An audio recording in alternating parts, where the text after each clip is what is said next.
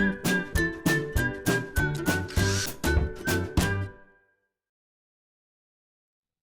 it's Steve. Today we're going to show you how to change a door shelf retainer on your refrigerator. It's a really easy job and you won't need any tools.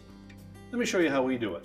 Now to do this repair, we're just going to open the refrigerator door up and we'll remove the items that are on the shelf that we're going to replace the retainer bar for, whether it's the upper one or the lower one.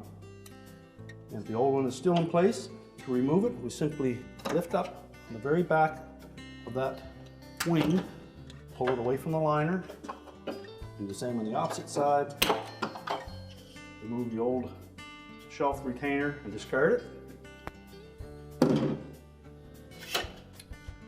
And when installing the new one, we want to make sure that we have that little projection on the inner door panel fit into those recessed areas at the very top of that shelf retainer bar. So line them up.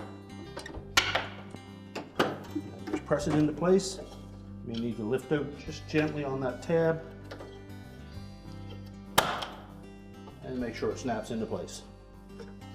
Ready to reload the shelf, and your repair is complete.